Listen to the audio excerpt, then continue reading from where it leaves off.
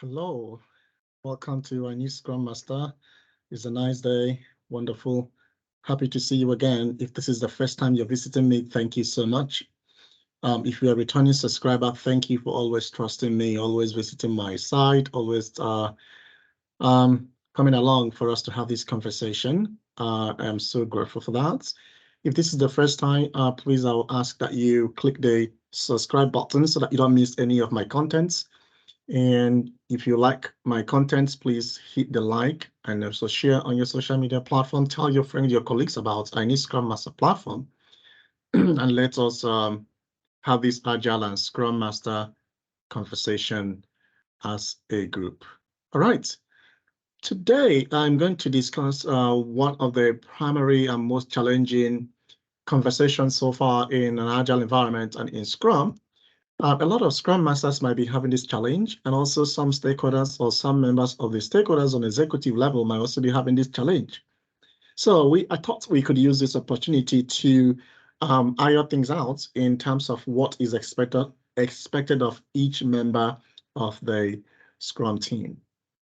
Today, I'll be discussing on stakeholders. Who are the stakeholders and the responsibilities of a stakeholder or stakeholders in an Agile or Scrum environment, right? We understand that in Waterfall, roles are different. The same applies to Scrum and Agile. So miscommunication or misunderstanding of these roles could lead to some kind of miscommunication in terms of team composition, or even in terms of seeing the Scrum Master as incompetent. But understanding the responsibilities will be able to help navigating this scenario. All right, so let's get started with that. What I'm going to do, as always, I'm going to pull up my board and then we can get started for today.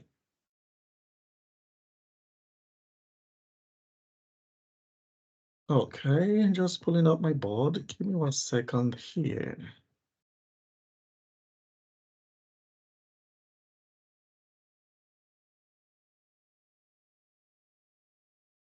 All right.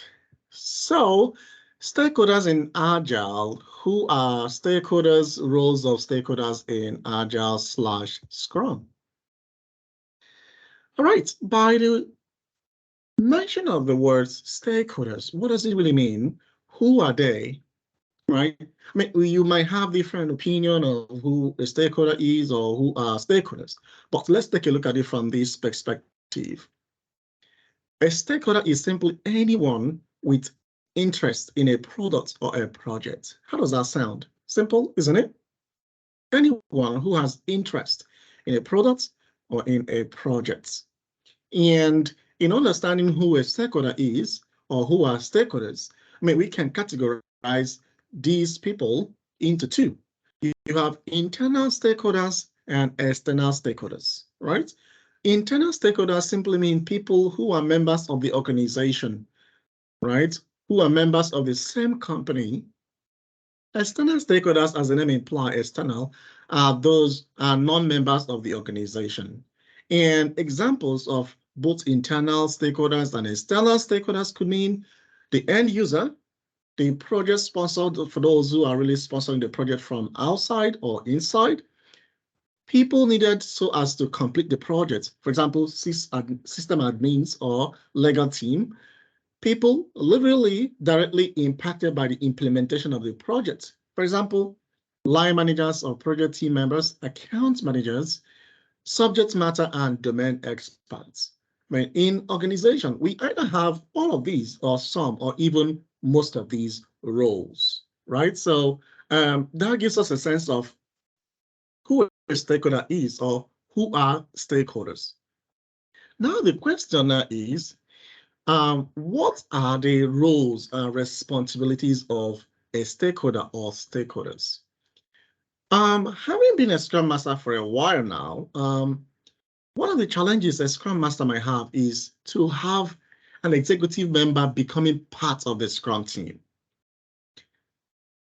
I have come to realize, in my own opinion, based on my readings, research, and also experience, that when a member of the executive level or a stakeholder becomes a part or partakes in the roles of a Scrum team, the person feels like things are going anti-clockwise.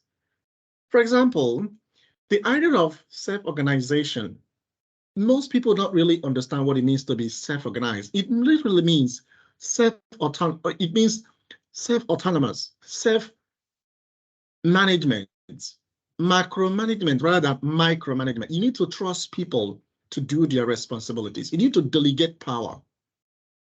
It doesn't mean that your powers are stripped away from you, not at all.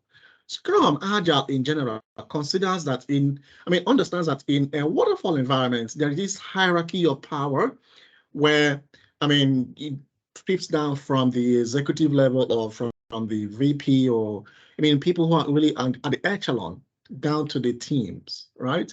Scrum understands all of those. Some people do read Scrum, understand Scrum, but implementation of Scrum becomes the problem, right? For some people, how do we adopt Scrum or Agile? For some people, they will say, we don't really want to adopt Scrum according to the Scrum book. And then that raises the concern of Scrum bots or Agile bots. We want to do Scrum, but we would love to leave this, we just want to leave these parts of Scrum.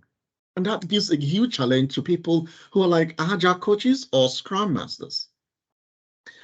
If you have been following Jeff Sunderland, who is a co-creator of Scrum and the owner or founder of Scrum.org, you listen to his structure or the way he kind of aligns or structures a Scrum team. If you really want to practice Scrum, then you have to practice Scrum. If you want to practice Agile, then you have to practice Agile. The idea of Scrum bots has raised a lot of challenges for Scrum masters, thereby leaving some people who are looked as incompetent. Now, let's look at the roles and responsibilities or functions of a stakeholder or stakeholders. Based on my experience and based on research, the roles and responsibilities or functions of a stakeholder or stakeholders are categorized into 4. Number 1 is fashioning teams. Secondly, nurturing teams. Thirdly, aligning and adapting the environment. And fourthly, but not the least, is managing value creation stream. What does that mean? I'm going to highlight the key information in each of these 4 categories. Now, in the functioning team, there are things that a stakeholder should be able to keep in mind. First is defining boundaries, right? You have to be able to define who does what. And before I proceed, in Scrum, we have 3 fundamental accountabilities. In other words, 3 roles, Scrum roles. You have the product owner, you have the Scrum master, and you have the development team. In other words, the developers. 3. It doesn't mean that Scrum on Agile doesn't recognize project managers or executive members or portfolio managers, program managers. These are roles that have their responsibilities to play in an organization.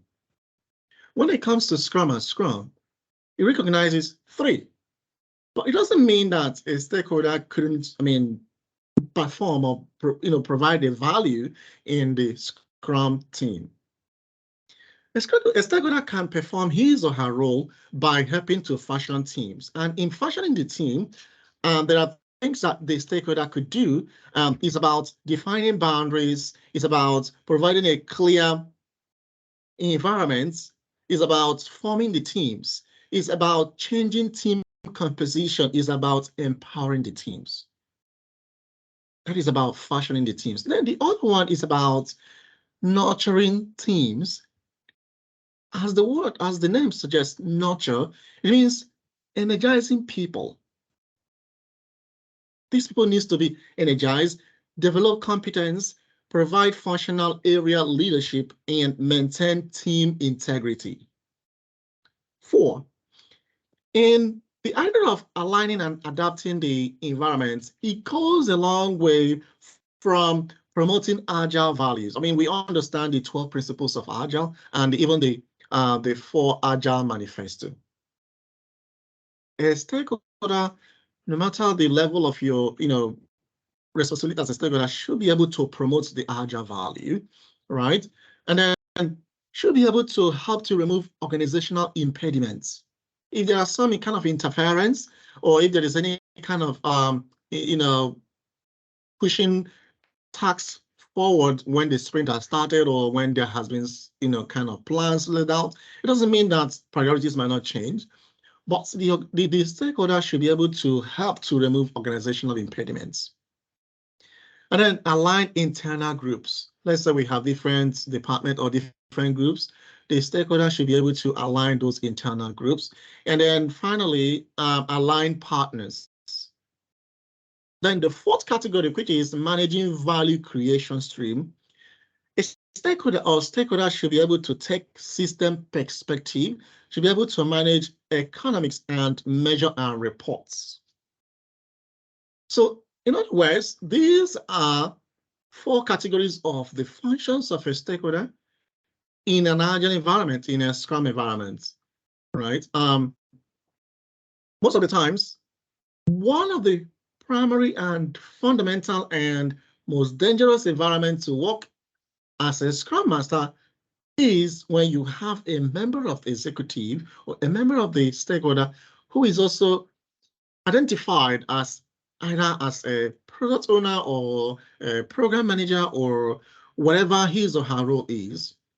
It requires the ability to accept. It requires the ability to be docile. It requires the ability to figure out how to help, right? I mean, naturally, human beings, we are very resistant to change. But the thing is, the change that is being proposed, does it help to bring value? Someone said that insanity is doing the same thing and expecting a different outcome. Doing the same thing over and over and over again and expecting the same outcome. I do believe that before a Scrum Master is being hired or before an Agile coach is being hired, there is always some kind of challenge or problems that the team or the department or the organization is facing. And that is why they think they will need someone who has this knowledge and expertise to come and help them. But the point now, or the challenge now being, when those ideas are being proposed, how willing are you open to accept them and look at ways to implement them so that those challenges you are facing could be mitigated, right? So if really you are a stakeholder and then you said, okay, we want to practice Scrum. Are you doing Scrum or are you being Scrum? Two different things altogether. The idea of doing Scrum is to borrow some Scrum practices and leaving some behind in order to keep delivering. But being Scrum is about living that mindset because Agile is a mindset, the way of doing something, right? So I hope that this content becomes so much valuable. If you think it's valuable, please like, subscribe, and share. If you have any kind of concern, question, please put that in the comment section and I will be able to respond as soon as I can. If you require an audience or you want to talk to me about this content or you want to share some ideas, feel free to also put your comments or you can email me at info@ineedscrummaster.com. All right. I'm going to stop here for today. If you're practicing Scrum Master and you are struggling, perhaps you don't really figure out how to talk to your stakeholders or how to have a section with them, and you've been thinking of what roles do you think they will be able to do. I mean, this is also a valuable place for you to start from. And if you're an aspiring Scrum Master and you're not sure where to go, please visit www.ineedscrummaster.com and you'll be able to be mentored and you'll be tutored. It's a 6-week class that happens at your own pace in the evenings. And if you are already a practicing Scrum Master or you are an executive member of your organization and you think that this content can help you to accept change and to help you to deliver value, please like, share, tell your team members, refer this content, and let's Scrum and practice Agile. All right, I'm going to stop here for today. Thank you so much for the opportunity to talk to you today. And I hope that we see you again. And I hope that you can be able to like, share, subscribe my content, and we all Scrum together. All right. In the meantime, thank you, and I hope you have a wonderful day. All right. Bye for now.